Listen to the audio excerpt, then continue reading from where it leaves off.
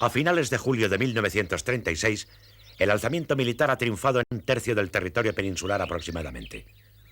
Su objetivo fundamental es tomar Madrid, capital del Estado. Para ello, es imprescindible asegurar el transporte de las tropas de África a la península.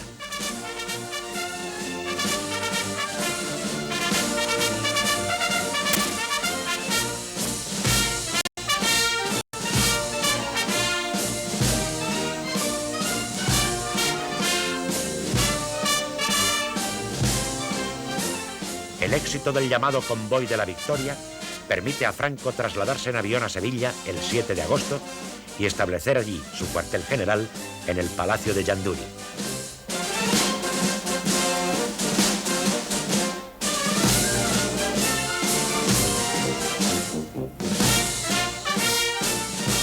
El optimismo de Franco queda de manifiesto en estas declaraciones leídas en inglés para un noticiario británico. I wish to all those who hear me that they should never go through the same thing, and if they should have the same fate of ours, and they will be invincible. Thanks to the thousands of souls who follow our movement in defense of civilization. Thanks to all those countries who passed through or some trouble and are now offering to us their sympathy and their moral support, and thanks to all those who hear this word to spread them all over the world. Country, religion, family, this is our aim and strength. El 28 de julio se nombra al general Varela jefe de la columna de operaciones, destinada a liberar Córdoba de la intensa presión republicana. Más tarde, asumirá el mando de todas las fuerzas que operen en el sur.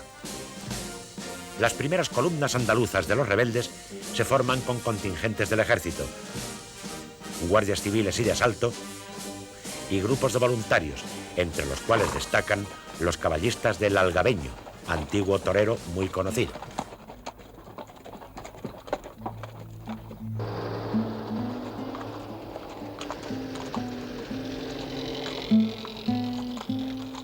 Estas fuerzas se dedican a la represión tajante de todo foco de oposición real o potencial.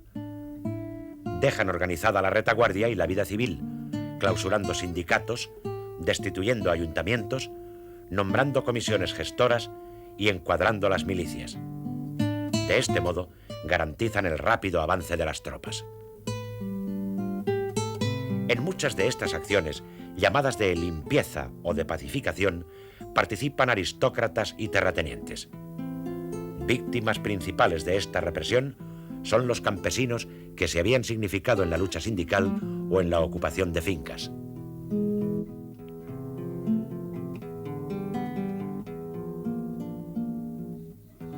Las primeras operaciones militares provocan la huida de los republicanos. Algunos logran llegar a Gibraltar, donde se les acoge en campamentos improvisados. Otros se refugian en la sierra y en el futuro crearán partidas armadas.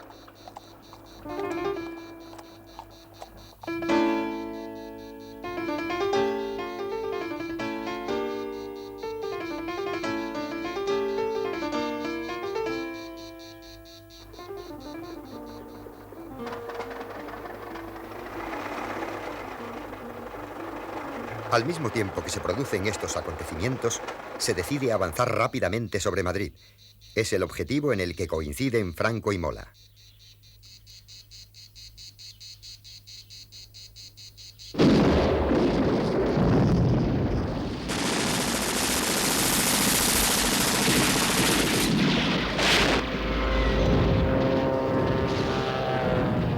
Entre el 2 y el 6 de agosto, parten de Sevilla hacia Badajoz 3 columnas, mandadas por Asensio Cabanillas, Castejón y Tella.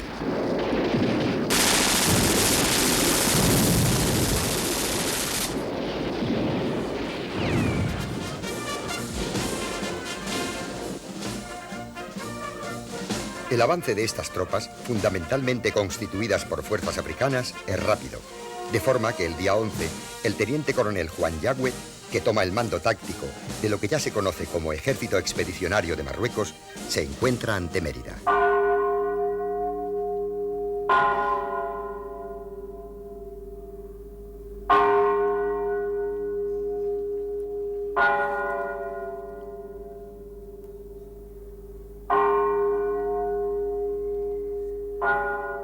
Su ocupación permite establecer contacto con las fuerzas de Cáceres, lo que une las dos zonas dominadas por los rebeldes.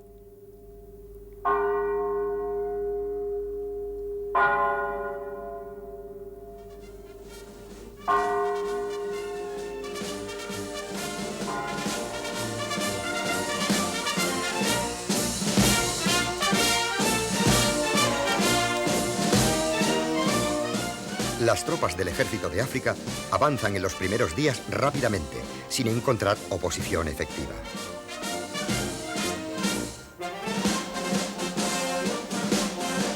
La mitad de la infantería está compuesta por contingentes moros. Les precede una fama que provoca el terror en las filas contrarias. Son hombres aguerridos y con una acreditada aureola de crueldad que les convierte en un elemento muy eficaz para el ejército expedicionario.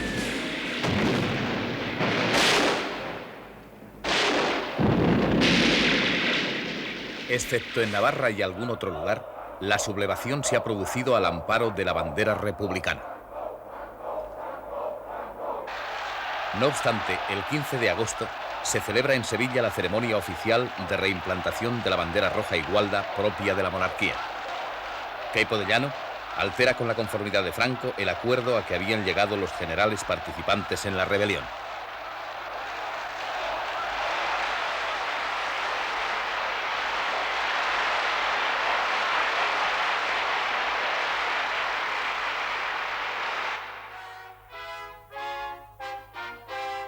Franco afirma que la bandera bicolor es la insignia de una raza, de unos ideales, de una dignidad, de una religión, de todo lo que está en peligro de desaparecer por el avance de las hordas marxistas y de la propaganda de Moscú. Es el oro de Castilla y la sangre de Aragón, y nuestra gesta gloriosa en América y los triunfos de los barcos españoles a través de la historia.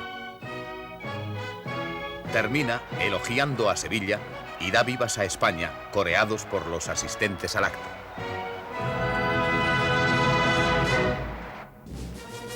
Un desfile militar cierra la ceremonia. La Junta de Defensa Nacional legaliza la bandera roja y gualda en un decreto del 29 de agosto. En el preámbulo se justifica tal medida al afirmar: solo bastardos intereses, cuando no criminales propósitos, de destruir el sentimiento patriótico en su raíz, pueden convertir en materia de partidismo político lo que por ser símbolo egregio de la nación está por encima de parcialidades y accidentes. La amenaza que supone la acumulación de fuerzas rebeldes en el sur hace reaccionar al gobierno republicano. El general Miaja recibe el 27 de julio la orden de formar una potente columna y dirigirse por Despeñaperros sobre Córdoba y Sevilla. Esta iniciativa trata de impedir el acceso a la meseta mediante el control de la principal ruta entre Andalucía y la capital. La columna de Miaja avanza muy lentamente. En Albacete confluyen las fuerzas procedentes de Castellón, Valencia, Alcoy, Cartagena y Murcia.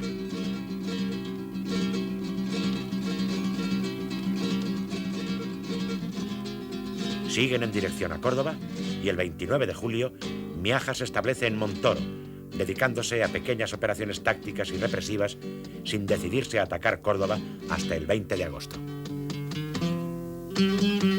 Durante este tiempo, las fuerzas de Queipo de Llano han conseguido establecer enlace con la guarnición de Granada, ciudad que había quedado aislada en medio del territorio republicano. Partiendo de Sevilla, ocupan La Roda, Antequera, Archidona y Loja, estableciendo comunicación por tierra entre las dos capitales andaluzas.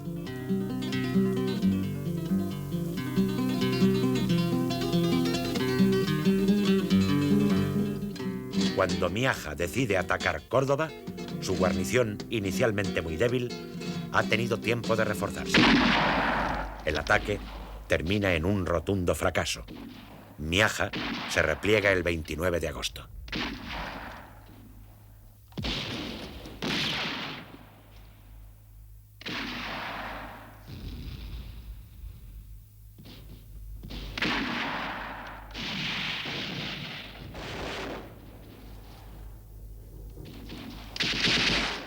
Días más tarde, el 5 de septiembre, 3 columnas rebeldes bajo la dirección del general Varela toman Cerro Muriano, alejando definitivamente el peligro sobre la capital.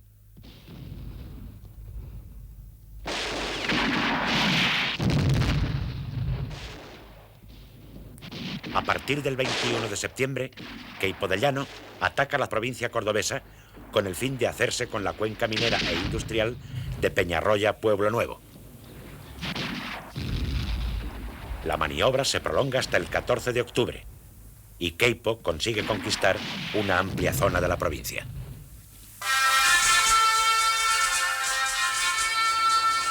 En la segunda quincena de julio se despierta en toda la zona leal a la República un poderoso movimiento de autodefensa que cristaliza en la formación espontánea de milicias para cubrir el vacío que supone la quiebra del ejército regular y de las fuerzas de orden público.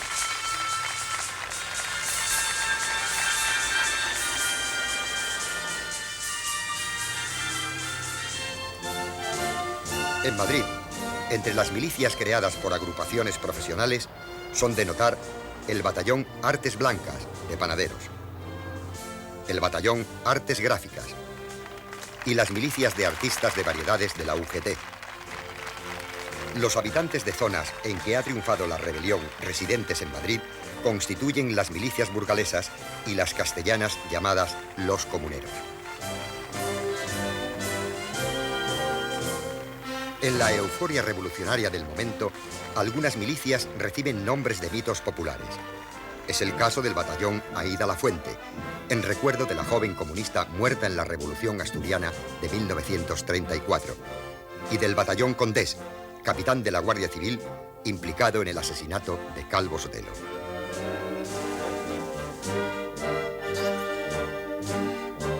Entre todas las formaciones de milicias, destaca el llamado Quinto Regimiento, creado por el Partido Comunista en los primeros días de la Guerra Civil.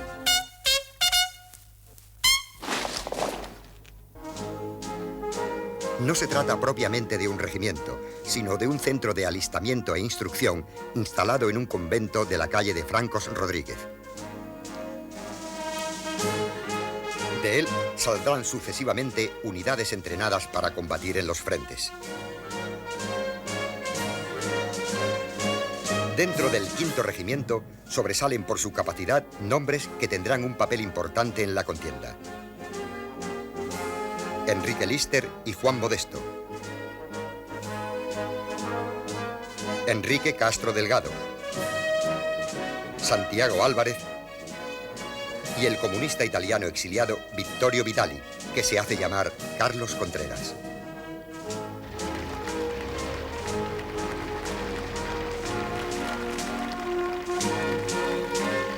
Las primeras unidades que parten para el frente desde el cuartel del Quinto Regimiento son las célebres compañías de acero.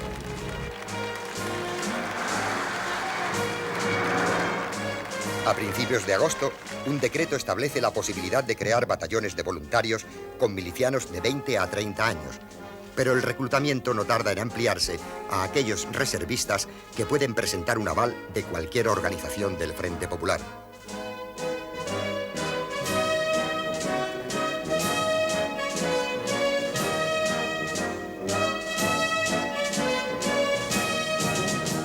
Oficiales fieles a la República reciben por su parte orden de formar dichos batallones de voluntarios. Como en Madrid subsiste parte de la estructura militar del Estado, núcleos de profesionales vertebran los esfuerzos destinados a forjar un aparato de defensa que oponer a los sublevados. Mientras algunos oficiales encabezan las primeras columnas republicanas, otros, desde el Ministerio de la Guerra, intentan recomponer una mínima organización militar. Fruto de ello es la Inspección General de Milicias, creada por el decreto de 8 de agosto para coordinar en lo posible los batallones formados por partidos y sindicatos y gestionar los suministros, las municiones y las pagas. Quinto regimiento, con Lister el campesino, con Galán y con Modesto, con el comandante Carlos, no hay milicianos con miedo. Para reestructurar un ejército regular, se crea más tarde la Junta Central de Reclutamiento, que llama a filas a los reemplazos de los años 1933, 1934 y 1935, a fin de incrementar los efectivos en armas. Mientras tanto, algunos sectores revolucionarios se oponen a la militarización y prefieren hacer la guerra manteniendo el sistema de milicias mucho más próximo a sus planteamientos ideológicos.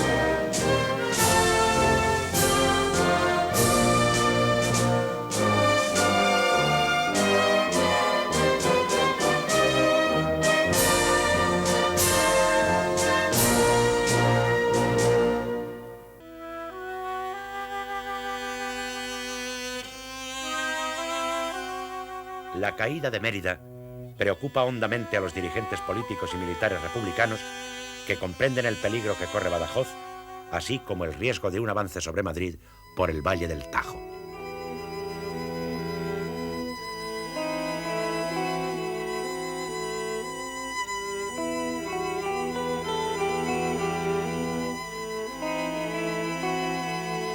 Los refuerzos no llegan a tiempo de salvar Badajoz, donde las fuerzas del teniente coronel Yagüe han iniciado ya el ataque.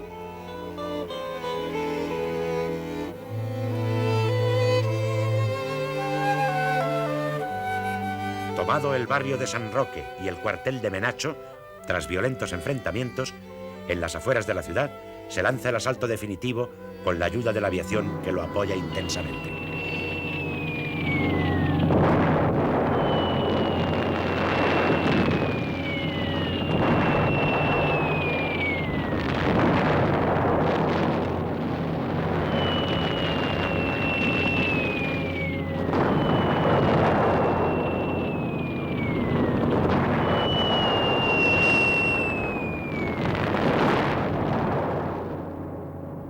Defiende Badajoz el coronel Puigdengola, que aprovecha la línea de la muralla para emplazar en ella sus ametralladoras. Los legionarios son rechazados repetidas veces hasta que por fin penetran en la ciudad a través de la llamada Brecha de la Muerte, abierta por la artillería.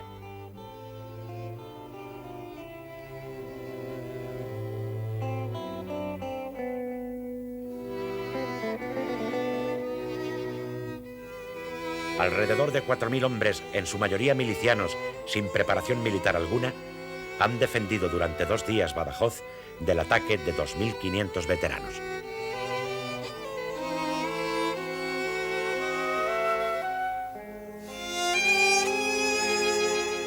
El coronel Puigdengola, el gobernador civil, otros oficiales y aproximadamente más de 1 millar de soldados, mujeres, niños y paisanos logran pasar a Portugal.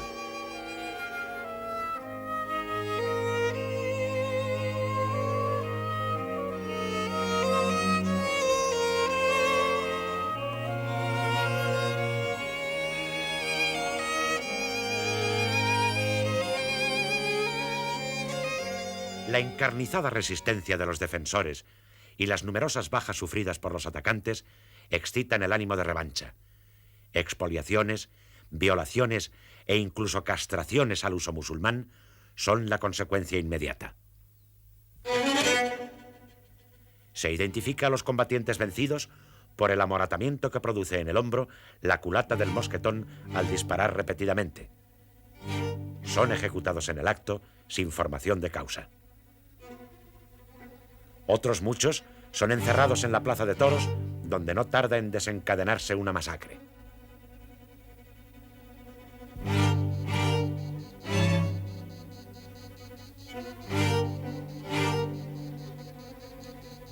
Las noticias de periodistas extranjeros simpatizantes de uno u otro bando, como el portugués Mário Neves o el norteamericano Jay Allen, conmocionan la opinión internacional.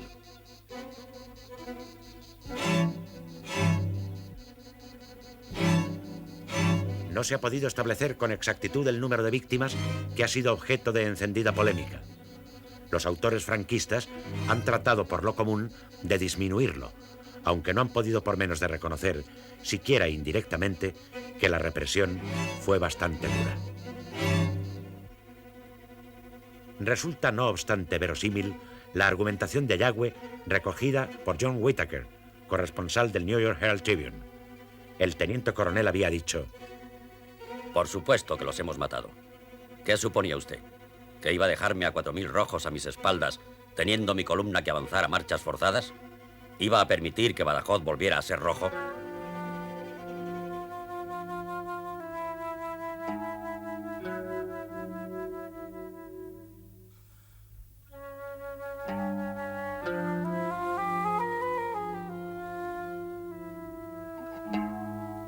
En cualquier caso, las numerosas versiones publicadas en la prensa extranjera, el temor a moros y a legionarios y las noticias filtradas desde el frente sobre las características de la represión darán pábulo a abundantes relatos de terror que prenden fácilmente en una población atemorizada por la rebelión de una parte del ejército y que se siente inerme ante el avance de las tropas de África.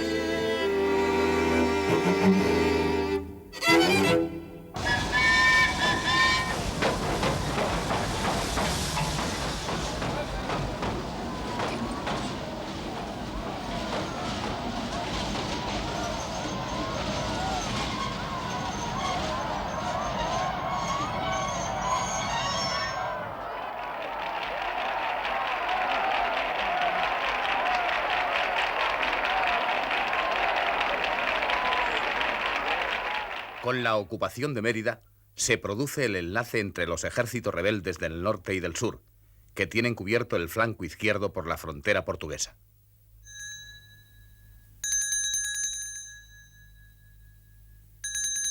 El camino hacia Madrid queda abierto.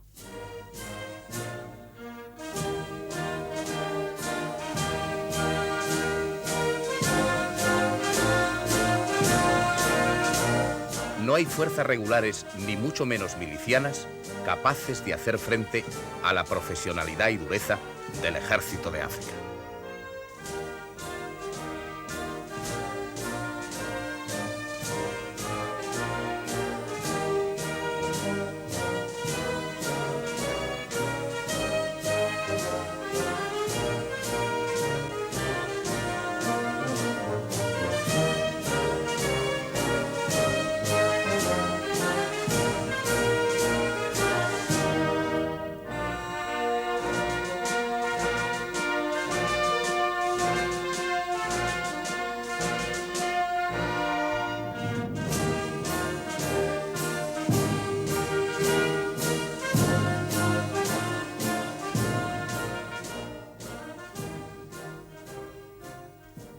Las consecuencias de lo ocurrido en Badajoz se hacen sentir inmediatamente en Madrid, que vive en medio de la tensión y el desorden.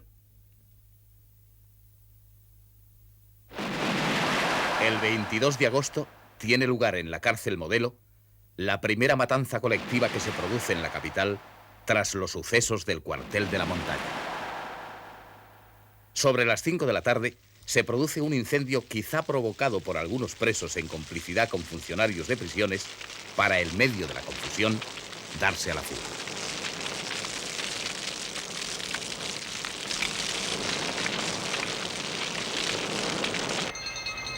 Por la ciudad corre la noticia de que los detenidos fascistas han incendiado la cárcel Modelo.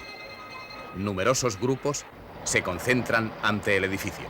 Acuden bomberos, fuerzas de seguridad y milicianos.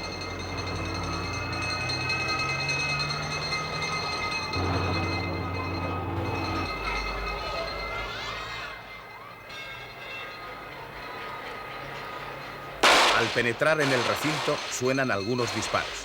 La multitud, exasperada, toma la cárcel por asalto. Los asaltantes, dirigidos por comités y milicias anarquistas y socialistas, examinan los ficheros de la cárcel y seleccionan los presos cuyos nombres les son más conocidos. Las turbas asesinan en el patio de la cárcel a más de 30 personas aquella misma tarde. Los asesinatos continúan al día siguiente.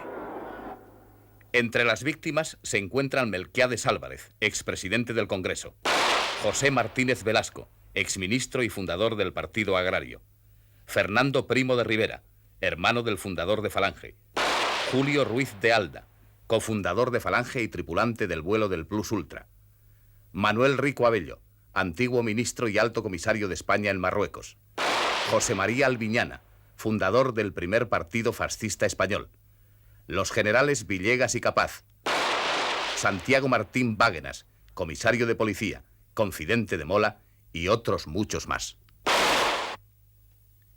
Entre quienes se encuentran en la cárcel y se libran de la muerte figuran Ramón Serrano Súñer, diputado de la Ceda y cuñado de Franco, Antonio Lizarza, director de la Organización Militar de los Requetés Navarros y enlace de estos con el general Mola, y Raimundo Fernández Cuesta, jerarca de Falange.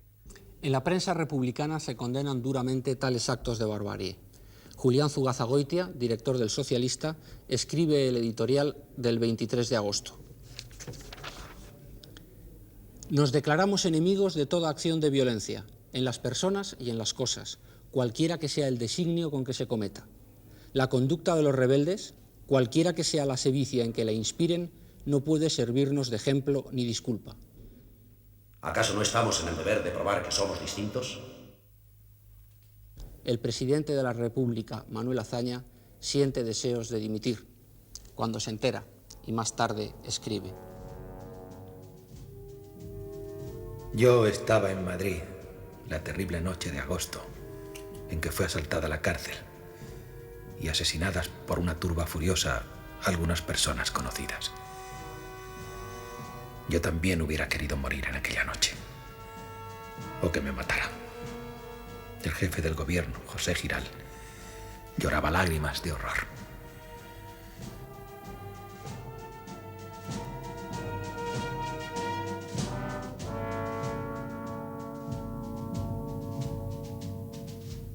Además de estas represalias colectivas, en el mes de agosto de 1936 se aprovechan las circunstancias para efectuar todo tipo de venganzas. Entre las muchas que se producen cabe citar dos, una en cada zona. Blas Infante, el principal dirigente del andalucismo histórico, es sacado de su domicilio en el pueblo sevillano de Coria del Río por un grupo de falangistas al mando de un sargento.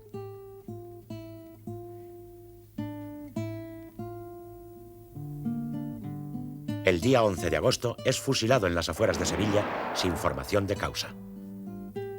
Se le procesa 4 años después de su muerte y aplicando una ley de 1939 por haberse significado como propagandista para la constitución de un partido andalucista o regionalista andaluz y por oponerse de manera activa al movimiento nacional, se le condena, después de fusilado, a una multa de 2.000 pesetas.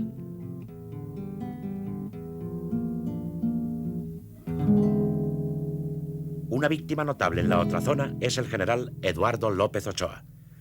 Conspirador republicano en 1930 y miembro de la masonería, mandó las tropas que sofocaron la rebelión asturiana de 1934. El 16 de agosto está ingresado en el Hospital Militar de Carabanchel. Un grupo de milicianos con la intención de vengar la represión de Asturias lo saca del hospital, lo fusila, lo decapita y a continuación pasea su cabeza por las calles de Madrid.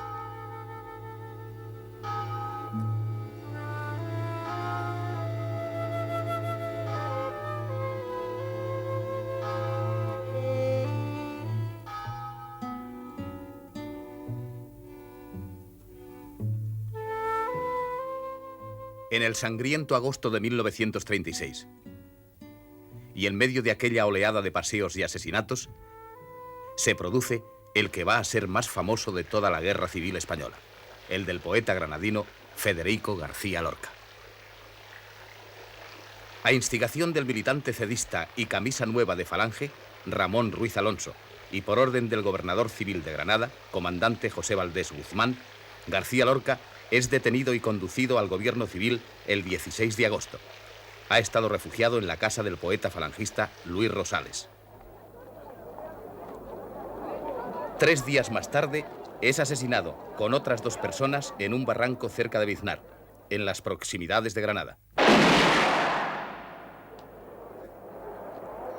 El asesinato de García Lorca se va divulgando en la zona republicana y fuera de nuestras fronteras. Para una gran parte de la opinión pública mundial, va a ser el símbolo más importante de la represión franquista contra la cultura.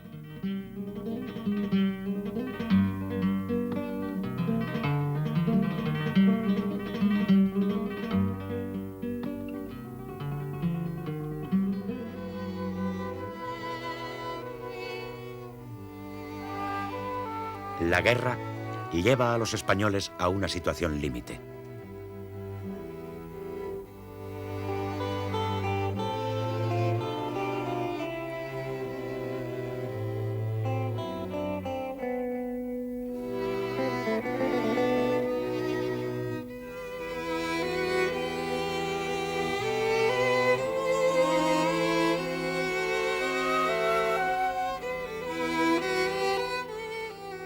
Como en toda guerra civil, surgirán héroes, pero también criminales.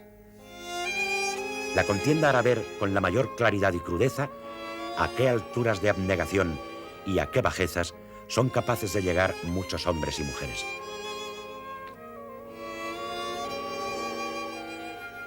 La represión ejercida en ambos bandos muestra el lado más cruel de la guerra, que es precisamente el más difícil y delicado de analizar.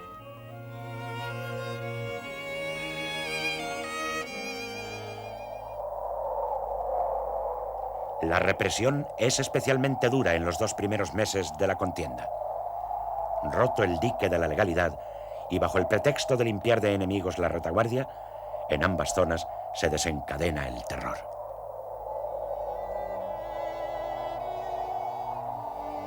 Grupos, partidas o patrullas más o menos incontrolados se dedican a encarcelar y asesinar por su cuenta. Son tristemente célebres los paseos y las sacas de las cárceles en uno y otro bando.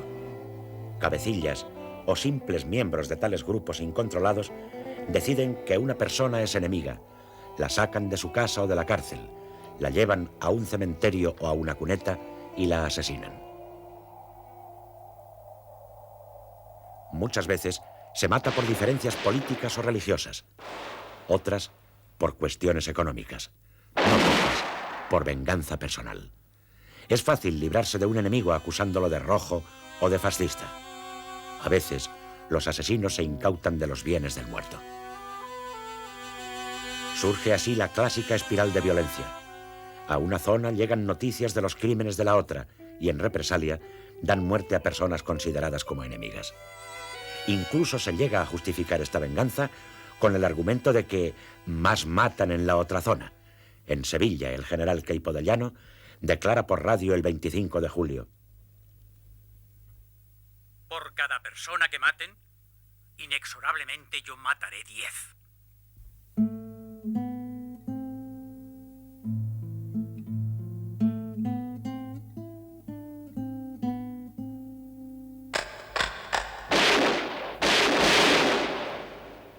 El general Mola, director y cerebro de la conspiración, tenía previsto que en muchos lugares los militares fieles a la República opusieran resistencia, al igual que los partidos y sindicatos de izquierda.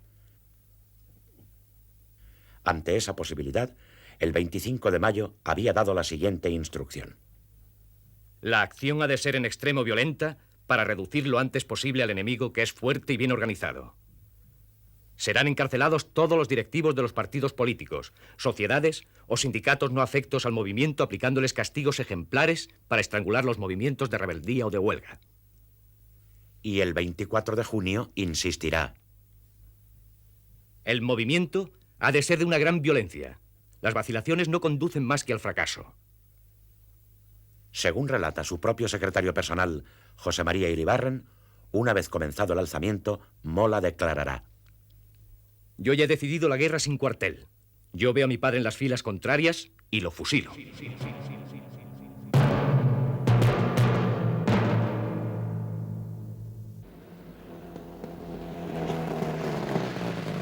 En la zona rebelde, al tiempo que se procura evitar las actuaciones incontroladas, se organiza desde arriba la represión.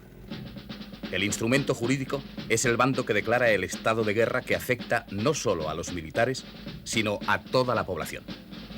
El 28 de julio, la Junta de Defensa Nacional lo extiende a todo el territorio dominado por los sublevados. Y a continuación, aplicando el Código de Justicia Militar, se ponen en marcha los consejos de guerra sumarísimos, en los que difícilmente pueden los reos contar con las garantías jurídicas necesarias.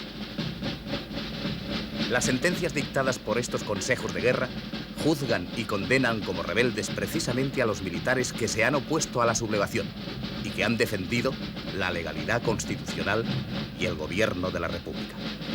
Son como sentencias al revés, en que los autores de la rebelión del 18 de julio consideran que los rebeldes no son ellos, sino el gobierno del Frente Popular y quienes lo apoyan.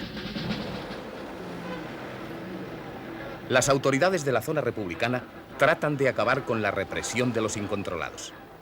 Los consejos de guerra solo juzgan a militares, puesto que, aunque resulte paradójico, el gobierno no ha declarado el estado de guerra.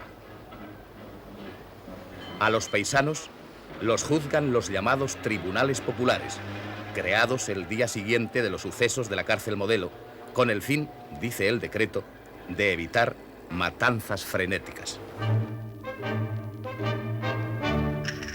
Están compuestos por magistrados de carrera y por representantes de las organizaciones políticas republicanas. Actúan por procedimiento sumarísimo y, con frecuencia, el acusado carece de las más elementales garantías jurídicas. El sectarismo predomina casi siempre. Muchas veces lo que se juzga no son hechos tipificados como delitos, sino simples ideas políticas o religiosas. Entre las víctimas primeras y más señaladas se encuentran los militares que, por convicción, se han puesto en contra del poder dominante en cada zona. Así, en zona republicana, por sublevarse contra la República, son ejecutados o asesinados militares prestigiosos como Godet, Fanjul, Capaz y López Ochoa. Y en zona rebelde, por no adherirse al alzamiento y permanecer fieles a la República, lo son Batet, Núñez del Prado, Campins, Álvarez Builla, Puente Bahamonde, Seco Sánchez y Romerales, entre otros.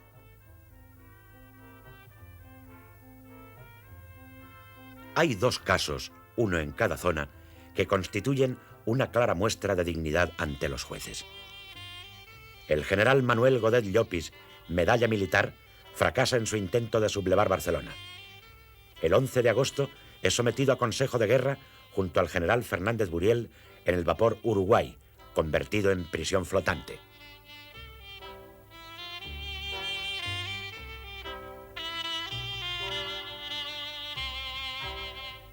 Godet se mantiene sereno a lo largo del juicio, con la cabeza alta y vestido de uniforme. La sentencia le condena a la pena de muerte.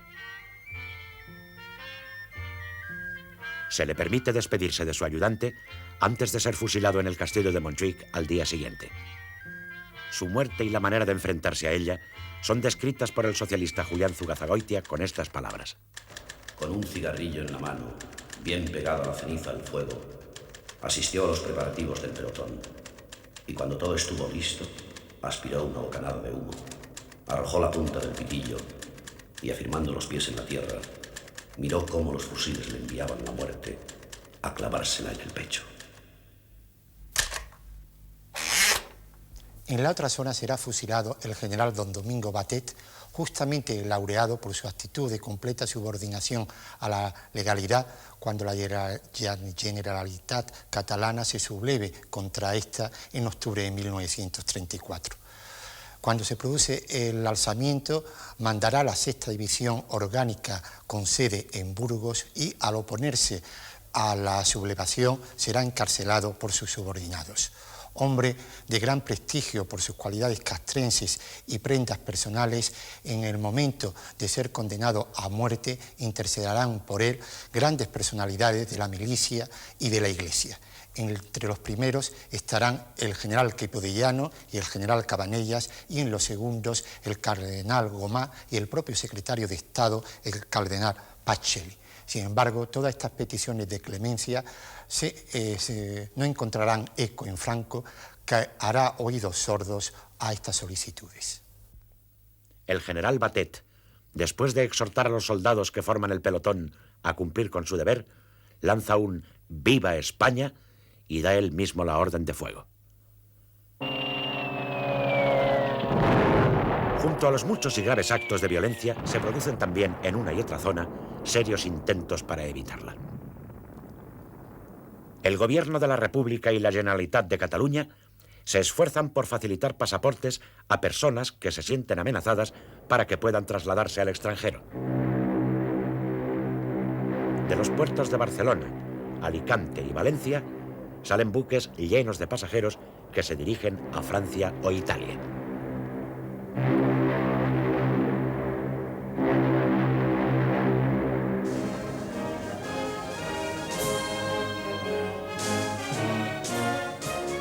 En el esfuerzo por humanizar la guerra, destacan las embajadas y legaciones extranjeras en Madrid, que abren sus puertas a cuantos españoles se presentan en ellas pidiendo amparo, así como a los extranjeros cuyos países no tienen representación diplomática en España.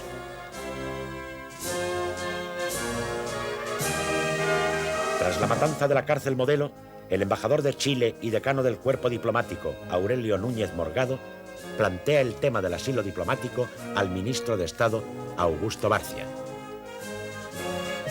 Este asegura que la República respetará el derecho de asilo, como así ocurrió en efecto. Muchos españoles salvarán su vida gracias a la protección de las embajadas, en las que vivieron hacinados y en condiciones precarias los 3 años de hostilidades. La Cruz Roja fue otra institución que se destacó en mitigar los horrores de la guerra. A finales de agosto llega a España Marcel Junot, delegado del Comité Internacional, que pronto instala delegaciones en las 2 zonas. Durante todo el tiempo que dura la contienda, dicha institución realiza una labor altamente humanitaria, tanto en el frente como en la retaguardia, favoreciendo especialmente el canje de prisioneros y la comunicación de estos con sus familiares.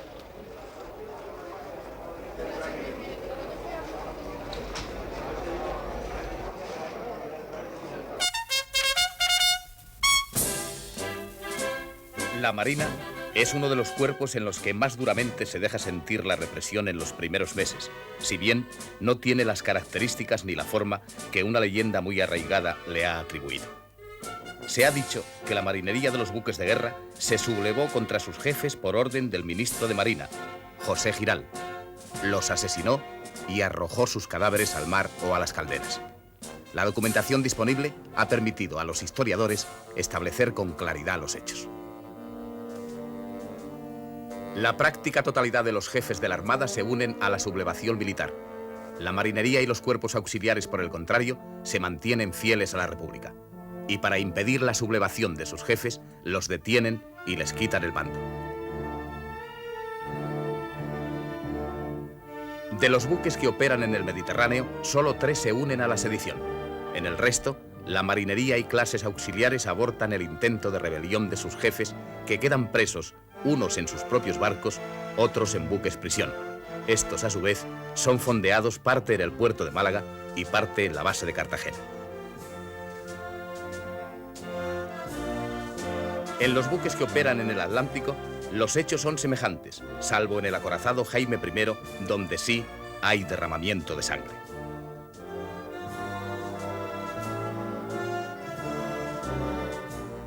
La tripulación, alertada por el radiotelegrafista Balboa, se hace con el mando del buque ante la resistencia de los jefes y se entabla un tiroteo en el que se producen 2 muertos y 5 heridos. De acuerdo con las instrucciones del ministerio, se da fondo a los cadáveres.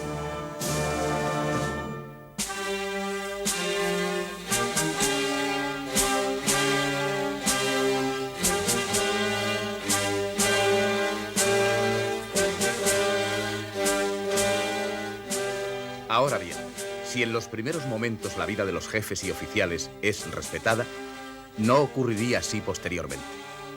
Entre el 31 de julio y el 18 de agosto, la tripulación da muerte a los jefes y oficiales que habían quedado presos en sus propios barcos. Parte de los detenidos en Málaga son ejecutados en agosto y septiembre, tras ser sometidos a consejos de guerra. Otros son asesinados sin formación de causa. Las matanzas más graves son las sufridas a primeros de agosto por los detenidos en el penal de La Mola, en Mahón, y en los barcos anclados en aguas de Cartagena.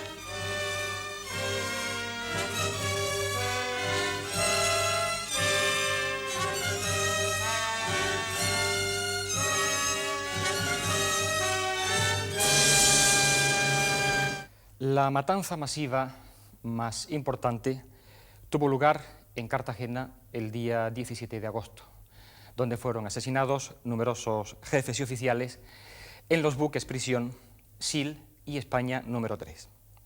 La de Málaga también fue muy importante, pero allí consistió más bien en un lento goteo de asesinatos que duraron hasta mediados de septiembre.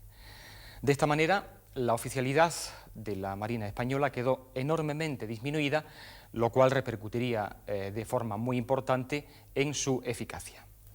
En total, fueron ejecutados, la mayoría sin formación de causa, 255 jefes y oficiales de la Armada. También en la zona dominada por Franco, en las bases de Cádiz y el Ferrol, tienen lugar numerosas muertes de marinos que superan el centenar. Los fusilados son juzgados en consejos de guerra.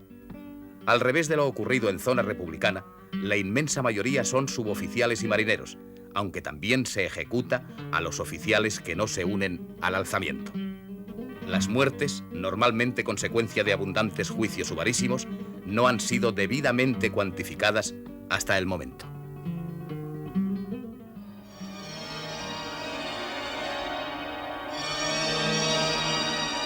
La Iglesia no participa en la conspiración previa al 18 de julio, pero numerosos seglares católicos y sacerdotes apoyan activamente el alzamiento. En los planes de los sublevados, la Iglesia no ocupa un lugar preponderante, aunque el trato que piensan darle es mucho más favorable que el que le ha otorgado la República.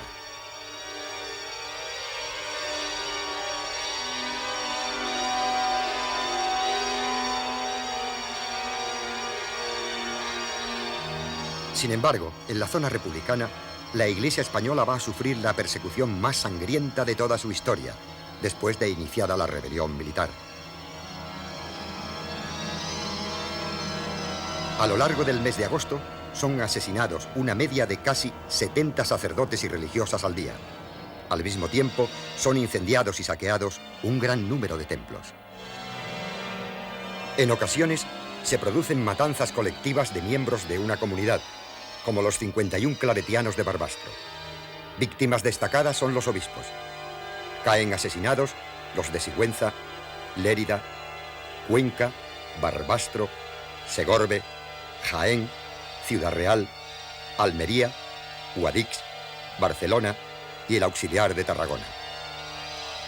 A mediados de septiembre, la cifra alcanza unos 3.500 sacerdotes, seminaristas, religiosos y religiosas. La intervención de miembros del Partido Nacionalista Vasco y de la Generalidad de Cataluña hace que esta lista no sea más amplia. Gracias a ellos, se salvan los obispos de Tarragona, Tortosa y Valladolid.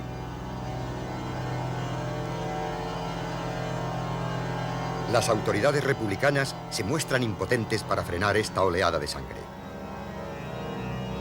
Ordenan clausurar los establecimientos eclesiásticos e incautar el patrimonio artístico, con la intención de proteger al clero, los edificios y las obras de arte. Pero se ven desbordados ante el anticlericalismo popular que a raíz del alzamiento militar se ha desatado. En toda la zona republicana desaparece el culto público, excepto en el País Vasco. Hay lugares donde se organiza el culto clandestino a cargo de sacerdotes que han conseguido salvar la vida.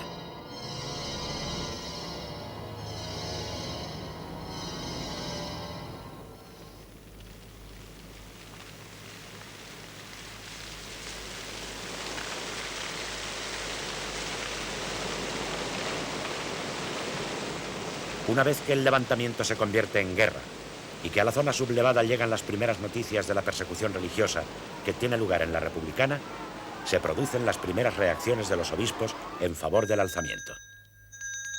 La primera pastoral en la que se señala el carácter religioso de la guerra civil es la firmada por los obispos de Pamplona, Marcelino Olaechea, y el de Vitoria, Mateo Mújica, el 6 de agosto. Los obispos recriminan a los católicos nacionalistas vascos el hacer causa común con los enemigos de la Iglesia. Pero los nacionalistas y una buena parte del clero vasco permanecen fieles a la República.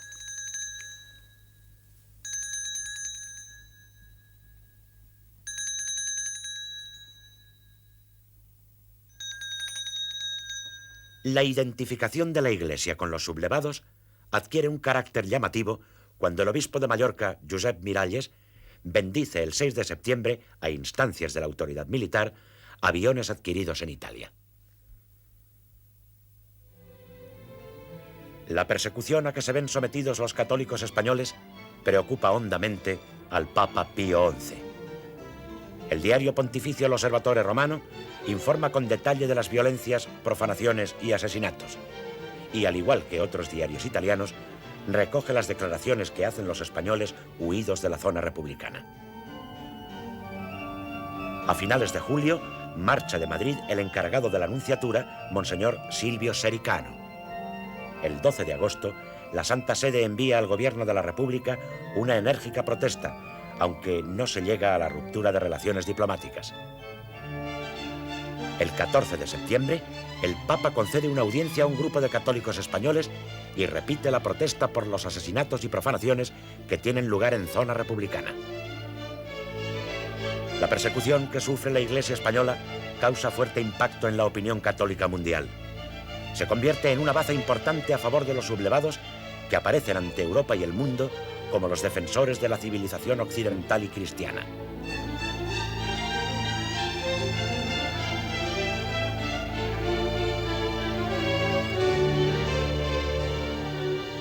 La protección de la religión frente a los ataques de que es objeto en zona gubernamental va a ser uno de los argumentos más poderosos utilizados para legitimar el alzamiento militar y la necesidad de la guerra civil.